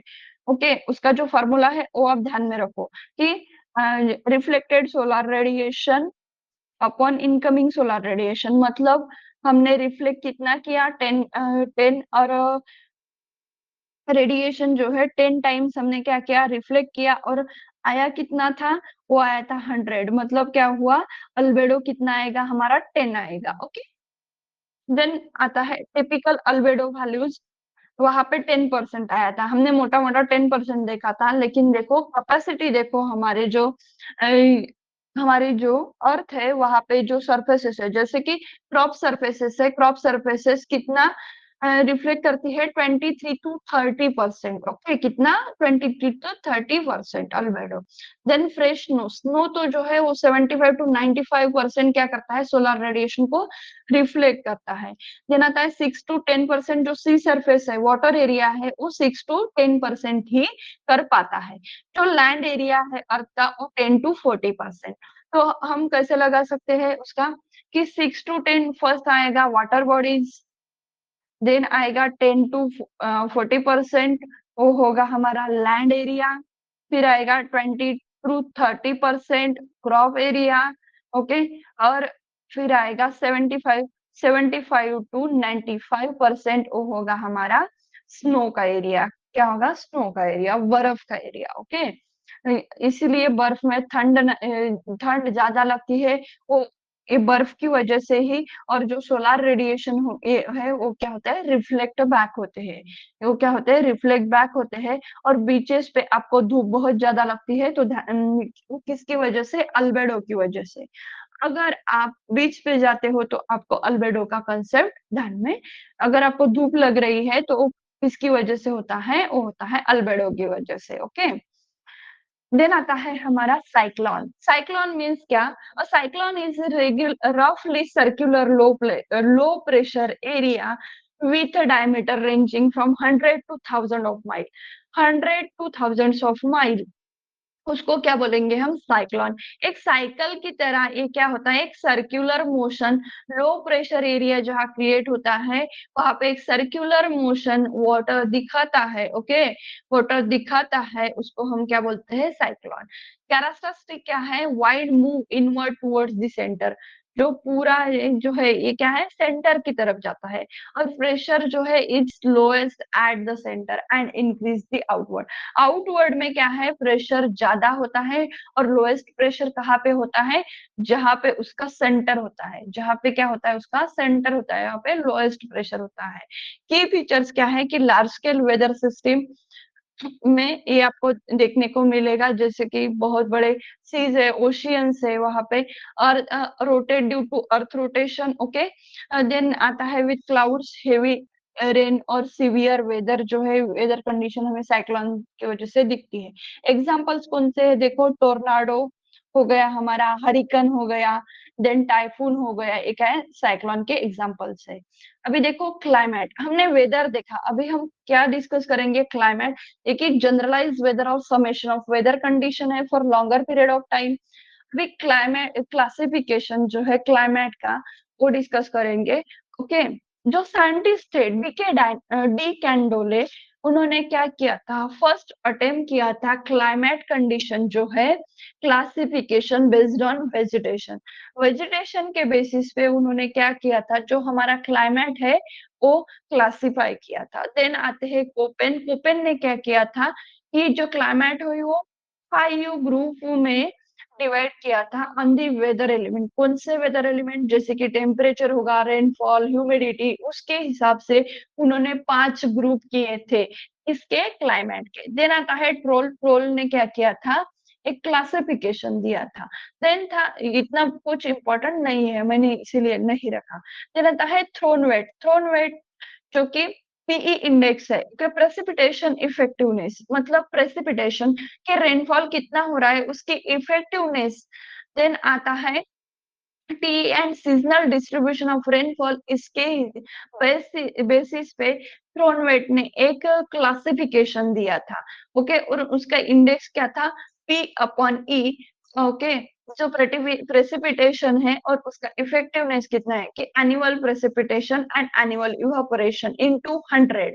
ओके, एनुअल प्रेसिपिटेशन कितना हुआ, के रेनफॉल कितना हुआ और उसका इवापोरेशन कितना हुआ, इसके बेसिस पे थ्रोनवेट ने एक क्लाइमेट का क्लासिफिकेशन दिया था। ओके, देन आता है मॉइस्चर डेफिशिएट इंडेक्स, जो कि किसने दिया है, AICRP on dry land. Okay, ये कहाँ पे स्थित है, हैदराबाद में ही। ओके, तो उन्होंने क्या दिया है, P minus PET upon PET into 100। देखो एमडीआई वैल्यूज जो है कि उन्होंने क्या दिया कि क्लाइमेट, सब humid climate, semi arid and arid climate. Okay, ये तीन चीजें जो है वो किसने दी है, DI. Okay, moisture deficient index में हमारे जो एआईसीआरपी है ड्राई लैंड का, उन्होंने दी है कि एमडीआई वैल्यू की 0 to 33%, 0 to 33, वहां पे मॉइस्चर क्या होगा, एडिक्वेट मॉइस्चर होगा, वाटर सरप्लस जो है वो एडिक्वेट होगा और स्लाइटली डेफिशिएट होगा। ओके, स्लाइटली क्या होगा, डेफिशिएट होगा। वॉइस इज नॉट क्लियर, अभी क्लियर है?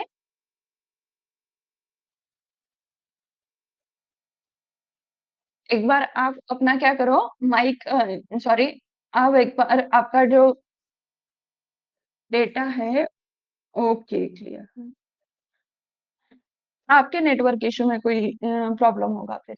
और दूसरा आता है सेमी एरिड -33 to -66, मतलब यहाँ मॉइस्चर डेफिशिएट क्या होगा, मॉडरेट कंडीशन में होगा, क्रॉप प्रोडक्शन पॉसिबल है, लेकिन हमें जो हमने कंजर्वेशन मेजर देखा वो यूज करना पड़ेगा। और एरिड रीजन वहां पे मॉइस्चर डेफिशिएट इंडेक्स कितना होगा, लेस देन -66.6%, मतलब हाई मॉइस्चर पे वेजिटेशन केयर और इरिगेशन के बिना यहाँ पे खेती नहीं होगी। ओके, देन नेक्स्ट आता है हमारा मेजर्स ऑफ ह्यूमिडिटी। ह्यूमिडिटी मतलब क्या, कि जो वाटर वेपर है, water vapour content in atmosphere, जो हमारा अर्थ सरफेस पे जो मिक्सचर है गैसेस का, यहाँ पे वाटर वेपर कितने वाटर वेपर कंटेंट जो है एटमॉस्फेयर का, इसको हम क्या बोलते हैं, ह्यूमिडिटी। ओके, ह्यूमिडिटी के तीन टाइप पड़ते हैं। फर्स्ट टाइप है रिलेटिव ह्यूमिडिटी। कौन सा है, रिलेटिव ह्यूमिडिटी। रिलेटिव ह्यूमिडिटी मतलब क्या, कि जो वाटर वेपर प्रेजेंट है अभी एटमॉस्फेयर में, कौन, water vapour required for saturation, saturation के लिए वाटर वेपर कितना रिक्वायर है, वो हम क्या बोलते हैं, relative humidity, express in percentage. Simplest measure है और एग्रीकल्चर के लिए यूज होता है। क्या है, एग्रीकल्चर के लिए यूज होता है। और ये जो ह्यूमिडिटी है वो मेजर किस में करते हैं हम, हाइग्रोमीटर में। ओके, देन आता है एब्सोल्यूट ह्यूमिडिटी। एब्सोल्यूट ह्यूमिडिटी मतलब क्या, mass of water vapour present in unit of volume, mass upon volume, ये क्या होगा होगा हमारा एब्सोल्यूट ह्यूमिडिटी। इसका यूनिट क्या है, gram per metre cube. Okay, mass upon volume लक्षक, आप ध्यान में रखोगे, मास क्या होता है, मास का यूनिट क्या होता है, ग्राम, और वॉल्यूम का यूनिट क्या होता है, metre cube. Mass upon volume आप एब्सोल्यूट के लिए ध्यान रखो। ओके, एक एब्सोल्यूट चीज है जिसको मास upon volume, okay, mass upon volume आप ध्यान में रखोगे, जो कि डेंसिटी का फॉर्मूला है, मास अपॉन वॉल्यूम, तो आपको ए यूनिट ध्यान में रहेगा। और रिलेटिव ह्यूमिडिटी क्या है, ए एक परसेंटेज में है। ओके, ये क्या है, एक परसेंटेज में है, क्या है, परसेंटेज में है, तो यूनिट नहीं होगा उसको। ओके, देन नेक्स्ट आता है स्पेसिफिक ह्यूमिडिटी। स्पेसिफिक ह्यूमिडिटी जो है mass of water vapour present in unit mass moist air. यहाँ पे क्या है, वॉल्यूम ऑफ एयर, यहाँ पे है मॉइस्ट एयर, जो है मॉइस्ट एयर, ग्राम पर केजी, ये क्या होगा, ग्राम पर KG. Okay, per unit mass बोला है, पर यूनिट मास बोला है, यहाँ पे किसका जिक्र हुआ था, वॉल्यूम का जिक्र हुआ था, इसलिए हमने ग्राम पर मीटर क्यूब बोला। और यहाँ पे क्या है, मास का। Okay, mass of water vapour जो पर यूनिट मास में कितना प्रेजेंट है, तो दोनों भी इसमें क्या आएगा, ग्राम और केजी आएगा। कौन सा यूनिट आएगा, ग्राम और केजी, दोनों भी मास के यूनिट आएंगे। ओके, दोनों भी क्या आएंगे, मास के यूनिट आएंगे। देन नेक्स्ट है हमारा कि जो प्रेसिपिटेशन मॉइस्चर के फॉर्म्स कौन से हैं, जैसे कि रेन, जहां ड्रॉप कितना, ड्रॉप जो है वो ग्रेटर देन 0.6 तक होगा, रेन। फ्रीजर जो है वो कितना है, लेस देन 0.5 की जब बारिश होती है उसको क्या बोलते हैं हम, ड्रीजल। आइस क्रिस्टल जो है, आइस क्रिस्टल उसको क्या बोलते हैं, स्नो। ड्यू जो है वो moisture condensed of small drop in full surfaces. यहाँ पे देखो अभी बहुत ही कोल्ड है, तो यहाँ क्या होगा, जो मॉइस्चर मॉइस्चर जो है, मॉइस्चर कंडेंस होके उसके स्मॉल स्मॉल ड्रॉप अपन को दिखते हैं। देखो अभी विंटर विंटर सीजन में और क्या रेनफॉल जब होता है तो ड्यू, ओके, ड्यू आता है। हम बहुत बार बोलते हैं कि ड्यू आता है। अपने क्रिकेट जो भी मैचेस होंगे, ओके, ग्राउंड पे मैचेस, तो ड्यू की वजह से जो है बहुत बार कैंसल होते हैं कि बहुत ड्यू आ रहा है। ड्यू मतलब क्या, कि वहां का एकदम टेम्परेचर कम होता है, मॉइस्चर कंडेंस होके स्मॉल ड्रॉप जो है सरफेसेस पे हमें दिखते हैं, उसको बोलते हैं ड्यू। फिर देन आता है Frost, feathery deposit of ice. Feathery deposition होता है आइस का, तो उसको बोलते हैं हम फ्रॉस्ट बोलते हैं। ओके, जब आइस क्रिस्टल होते हैं तो स्नो, और फेदरी होते हैं तो फ्रॉस्ट।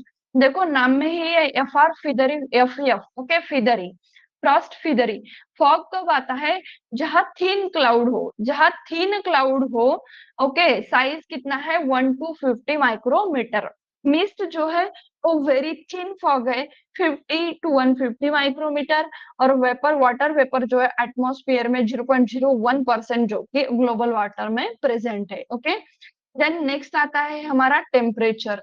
के टेम्परेचर जो है वो आप पढ़ लेना, इतना कुछ मतलब इतना कुछ इसका है, क्या बोलते हैं उसको, एक्सप्लेन करने का इम्पोर्टेंट नहीं है, इसके इंस्ट्रूमेंट बहुत ज्यादा इम्पोर्टेंट है। ओके, और ये भी देखो कि क्या है, फिनोमेना एंड देयर डेफिनेशंस, ये इम्पोर्टेंट है। देखो अभी टेम्परेचर आप पढ़ लेना, क्योंकि इतना कुछ इम्पोर्टेंट नहीं है उसमें, कि टेम्परेचर किसको बोलते हैं, वो केल्विन में मेजर करते हैं, वो डिग्री सेल्सियस में मेजर करते हैं। उसके जो पायरेहिलोमीटर वगैरह जो है, वो आप अच्छे से पढ़ लेना, इतना इम्पोर्टेंट नहीं है। जो इम्पोर्टेंट है वो आप हम डिस्कस करेंगे। देखो कंटीर, कंटूर मीन्स क्या, जो line joining equal elevation, elevation part को जो लाइन ज्वाइन करता है उसको हम कंटूर बोलते हैं। Iso means equal, okay, pleth means क्या, कि एनी फिनोमेना उसको ज्वाइन कर रहे हैं। आइसोबार जो कि एटमॉस्फेरिक प्रेशर को ज्वाइन कर रही है, यहाँ से क्वेश्चन आएगा। ओके, आइसोबार एटमॉस्फेरिक प्रेशर जो है, इमेजिनरी लाइन जो कि इक्वल एटमॉस्फेरिक को क्या करेगा, ज्वाइन करेगा। हाइट मतलब क्या, रेनफॉल। बात मतलब वाटर टेबल। आइसो हिल्स मतलब सनशाइन आवर्स। अब आइसो मीन्स इक्वल ध्यान में रखो, जो कि लाइन ज्वाइन करता है इक्वल को। Okay, hills means sunshine hour, phene means seasonal phenomena, curve means temperature, okay, isotope means का neutrons, okay, isofluvial depth of rainfall. अभी देखो आइसो हाइट था जो कि इक्वल रेनफॉल को क्या करता था, ज्वाइन कर रहा था। Isofluvial means depth of rainfall जो है, line joining. Isotach means velocity. Steers means क्या होता है, moisture content. Isodemic means disease severity कितना है वहां पे। और ये भी देखो, ये भी इंस्ट्रूमेंट है, एग्जाम पॉइंट ऑफ व्यू बहुत ही इंपॉर्टेंट है। क्या है, बहुत ही इंपॉर्टेंट है। ये भी आपको अच्छे से पढ़ लेना है। ओके, ये पायरेनोमीटर, पायरीहेलियोमीटर, ओके, यहाँ पे आपको कंफ्यूजन होगा कि डायरेक्ट सोलर रेडिएशन और incoming solar radiation. Okay, pyrhelio, helio मतलब डायरेक्ट करेगा, ओके, और दो पायरेनो है वो क्या, global total incoming. Okay, pyrano total incoming. Piezometer जो है वहां पे क्वेश्चन आया था, जो है ये हमारा पाइजोमीटर है ना, यहाँ से क्वेश्चन आया था कृषि सेवक के एग्जाम में, एग्रीकल्चर असिस्टेंट के एग्जाम में। फोटोमीटर पे भी क्वेश्चन आया था रिसेंटली, हमारा जो पीडीकेवी का एग्जाम हुआ था उसपे। ओके, डॉक्टर पीडीकेवी अकोला में अभी जो वैकेंसीज फिल हुई है वहां पे फोटोमीटर पे क्वेश्चन था। ओके, अभी आते हैं हम इरिगेशन प्रोजेक्ट पे। इरिगेशन प्रोजेक्ट, जो project greater than 10,000 hectare area में कंडक्ट करते हैं, हम उसको मेजर प्रोजेक्ट बोलते हैं। और उसको कॉस्ट कितना किया जाता है, ग्रेटर देन 50 करोड़। देन आता है मीडियम, 2,000 to 10,000, उसका कॉस्ट होता है 5 to 25। एंड माइनर प्रोजेक्ट जो होता है लेस देन 200 हेक्टर पे कवर किए जाते हैं, ओके, टू कैरिड आउट किए जाते हैं, उसको लेस देन 25 लाख जो है वो अमाउंट को मिलता है। ओके, वो अमाउंट आपको मिलता है। ओके, ये होगा इरिगेशन प्रोजेक्ट के बारे में। देन आता है हमारा यूनिट 6 मॉनसून। कौन सा आता है? Unit 6 monsoon. क्लाइमेट पे कोई question? Is there any question on climate?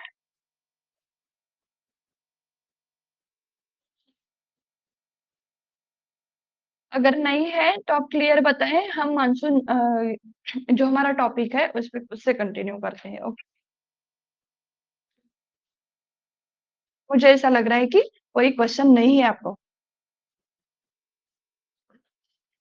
Okay, देखो जो हमारा नेक्स्ट चैप्टर है वो कौन सा है? मॉनसून। कि देखो word monsoon has originated from the Arabic word. कौन सा वर्ड है? अरेबिक वर्ड है। ये हमने पहले भी पढ़ा है। Monsoon is often referred as a seasonal reversal of wind. Monsoon season में क्या होता है? वाइंड का रिवर्स, सीजनल रिवर्स होता है। इन जो हमारा इंडियन ओशियन है, स्पेशली अरेबियन सीज वगैरह, वहां पे India situated on north east trade wind zone, north east trade wind zone.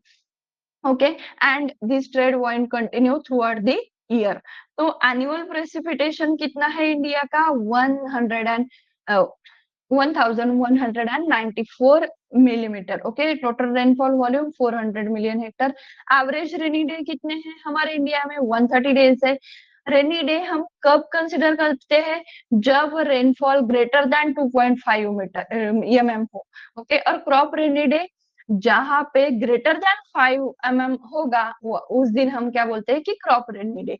Okay, monsoon क्या है? सीजनल रिवर वाइंड जो है, okay, wind direction seasonal reversible change होता है अरेबियन सीज में, इंडियन ओशियन, अरेबियन सीज में। ओके, उसको बोलते हैं हम ओशियन। ओके, ओशियन मॉनसून मतलब डायरेक्टली सीजन। ओके, तो ब्रांचेस जो है साउथ वेस्ट मानसून और दूसरा होता है साउथ वेस्ट मानसून और दूसरा होता है हमारा नॉर्थ ईस्ट मानसून। तो देखो साउथ वेस्ट मानसून जो है उसके ब्रांचेस होते हैं जनरली। जो इंडिया में जो मानसून है, जो सीजन है जहां से हमें रेन मिलता है वो है साउथ वेस्ट। वो कौन सा है? South west. उसके ब्रांचेस कौन से हैं? अरेबियन सी ब्रांच और बे ऑफ बंगाल ब्रांच। ओके, जो अरेबियन सी ब्रांच है वो कंट्रीब्यूट करता है 770 एमएम रेनफॉल। ऑलमोस्ट 80% रेनफॉल हमें कैसे मिलता है? साउथवर्ड मानसून से, जो कि नॉर्थवर्ड टुवर्ड्स दिल्ली, मतलब अरेबियन सी। ओके, अरेबियन सी जो कि लगा है महाराष्ट्र के एरिया में। ओके, महाराष्ट्र हो गया हमारा, अ, तमिलनाडु वगैरह, केरला वगैरह हो गया। इससे इससे होके वो दिल्ली तक जाता है। कहाँ तक जाता है? दिल्ली तक जाता है, मूव टुवर्ड्स नॉर्थवर्ड। ओके, और दूसरा आता है बे ऑफ बंगाल। ओके, जो बंगाल है हमारा बंगाल का आपण मराठी में बंगालचा उपसागर, बे ऑफ बंगाल से एक जो आता है वो कहाँ तक जाता है? Up to Assam. और हमें यहाँ पे 20% ऑफ साउथ वेस्ट मानसून जो है वो कहाँ से मिलता है? बे ऑफ बंगाल से। कहाँ से मिलता है? बे ऑफ बंगाल से। ये ब्रांच कहाँ तक जाती है? असम तक। और ये कहाँ तक जाती है? दिल्ली तक। और 80% जो हमें रेनफॉल होता है वो कहाँ से मिलता है? साउथ वेस्ट से। और जो तमिलनाडु का एरिया है, तमिलनाडु एपी का एरिया है, कौन सा? तमिलनाडु एंड एपी का एरिया, वहां पे नॉर्थ ईस्ट जो मानसून है वहां वहां की बारिश इंपॉर्टेंट है, वहां रेनफॉल ज्यादा होता है वहां पे। ओके, देन नेक्स्ट कॉन्सेप्ट आता है हमारा एल नीनो एंड ला नीना। अभी देखो बहुत सारे लोग जो है वो बोलते हैं कि हमारे यहाँ एल नीनो की वजह से बारिश नहीं हो रही, नहीं रेनफॉल नहीं आ रहा है। तो ये क्या है? एल नीनो एंड ला नीना जो है, ला नीना क्या है देखते हैं। एल नीनो मीन्स क्या? Refer the warming of Pacific ocean water near Peru. Lima Peru हमने देखा था, जहाँ क्या है? पोटैटो का ओरिजिन हुआ है। जहाँ क्या हुआ है? पोटैटो का ओरिजिन हुआ है। ओके, तो ये एल नीनो ऐसी कंडीशन है, वहां पे क्या होता है? जो पैसिफिक ओशियन ओशियन है वो बहुत ही वार्म होता है, वो बहुत ही वार्म होता है। और वो क्या करता है? इंडियन मानसून वाइंड को वेकन कर देता है। जिससे क्या होता है? अगर वाइंड को ही वेकन कर दे, उसको ही वीक कर दे, तो रेनफॉल आएगा क्या? नहीं। ओके, तो lead to deficient rainfall and drought condition in India. इससे क्या होगा? हमारा पूरा एग्रीकल्चर एंड फूड प्रोडक्ट्स क्या होगा, एडवर्सली इफेक्ट करेगा एल नीनो की कंडीशन की वजह से। देखो एक पैसिफिक ओशियन है ये, और यहाँ पे क्या हुआ, वार्मर वाटर जो है उसके ऊपर की लेयर जो है वो पूरा वार्म हो गई। ओके, ग्लोबल वार्मिंग जो हम ग्रीन हाउस गैसेस बोलते हैं उसकी वजह से। ओके, क्या हुआ, उसकी वजह से पूरा वार्म कंडीशन हो गया। उससे क्या होता है, मानसून जो है वो इनका वो वीकेंड होता है। ओके, देन नेक्स्ट आता है ला नीना। ला नीना पूरे अपोजिट है एल नीनो से, के पूरा अपोजिट है। It involve cooling of Pacific ocean water. क्या करता है, वो जो पैसिफिक ओशियन है, ओके, इफेक्ट देता है। इससे क्या होता है, इंडियन मानसून स्ट्रेंथन होता है और ज्यादा स्ट्रांग होता है, और एक्सेस ऑफ रेनफॉल जो है, समटाइम फ्लड जो है हमारे यहाँ आता है। तो उससे क्या होता है, क्रॉप को बेनिफिट होता है। और जब फ्लड आएगा तो वाटर लॉगिंग की कंडीशन से क्रॉप डैमेज होगा। ओके, क्या होगा, क्रॉप डैमेज होगा। ये है ला नीना और El Nino. Concept clear, concept clear. अगर आपका कोई क्वेश्चन है इस टॉपिक में तो आप बता सकते हो। ओके, हाँ मैम, इज देयर एनी बुकमध्ये मॅम क्वेश्चन? 20 क्वेश्चन मॅम, बुकमध्ये आहे ना 20 ला ते नीना और एल नीनो समझ 21%। में आया? Hello. I think it's pretty clear. नहीं तो आप हेलो। हैंड रेज करते हो। ओके, तो ये देखो, ये हमारा आपका आज का जो टॉपिक है वो क्लियर हो गया है। देखो, हाँ, क्या क्वेश्चन है आपका? आवाज आ रही है मैम? आवाज आएगा का? हेलो। तो यहाँ पे स्टॉप करते हैं। ओके, सेशन यहीं पे एंड करते हैं। आपको क्या करना है, हाफ आवर का ब्रेक लेना है और फिर से ज्वाइन होना है। मैं आपको वैसा मैसेज करती हूँ। Okay, thank you so much.